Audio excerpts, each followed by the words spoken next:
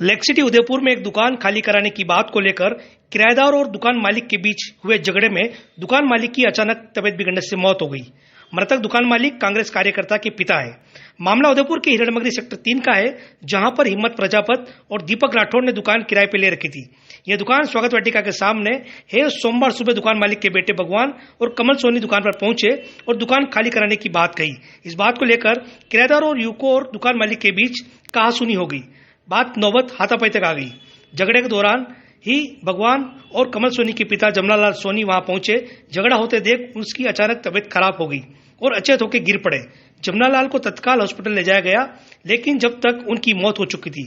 झगड़े के मामले में दुकान मालिक और किराएदार दोनों का अपना अपना पक्ष है।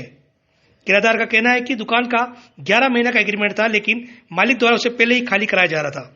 वहीं दूसरी ओर दुकान मालिक का कहना है एग्रीमेंट में दुकान कभी भी खाली कराने की बात है, कहने के बाद ही किराएदार को दुकान खाली नहीं कर रहे थे। ऐसे में बहस हुई। और आपको बता दें कि इस मृतक जमनालाल के पुत्र भगवान कांग्रेस में सक्रिय कार्यकर्ता है। कांग्रेसी कार्य नेताओं ने भी उनके पिता के निधन पर शोक व्यक्त किया है। क्या नाम है वो, क्या मांग? मेरा नाम भगवान सोनी है। मेरे पिताजी का नाम जमनालाल सोनी है। मेरा निवास स्थान गुनसितर एकलीनाथ कॉलोनी में निवासरत है। पास में एक और हमारे प्लॉट है, वहाँ पे 2-4 दुकानें बनी हुई है। विगत 4 महीने पहले की बात है। दीपक सिंह राठौड़ और हिम्मत प्रजापत को मैंने दुकान किराए पे दी थी। 4 महीने से किराया नहीं दे रहा था। आज दो कल दो, आज दो कल। मैंने कहा भैया तू किराया नहीं दे सकता है तो दुकान खाली कर दे और मुझे दे दे, और तेरा जो एडवांस राशि है वो ले ले मुझसे। इस बात का ही चल रहा था, टालम टुलम कर रहा था। सुबह मेरे फादर भी तैयार होके नहा धो के मेरे फादर और भैया दुकान के लिए निकल रहे थे, तो उनको आवाज़ देकर बुलाया कि इधर आओ। हो गए क्या? बोलो क्या?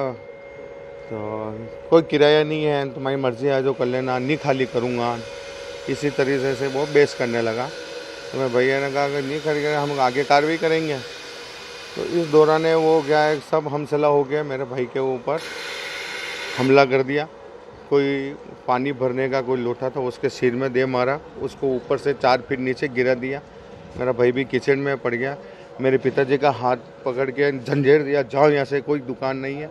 इसी प्रकार से घटना की। हो हल्ला सुन के मैं भी दौड़ा आया, तो भी वो मान रही है। मेरे पिताजी क्या, देखो मेरे को ज़बरदस्ती है तो ये है, तो दुकान से उतार के धक्का दे रहा है, और ये तेरे भाई को भी ये 2-4 जने सब जने मारते पड़ गए। जिसके बारे में और तू पुलिस वाले को फ़ोन कर। मैं पुलिस वाले को फ़ोन करने लगा।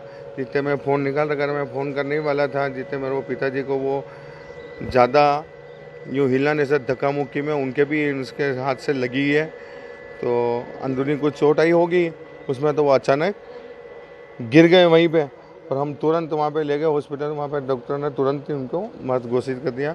मेरे पिताजी का वहीं चबूतरे पे ही, उसी मेरी दुकान के बाहर ही उन्होंने दम तोड़ दिया था उस समय।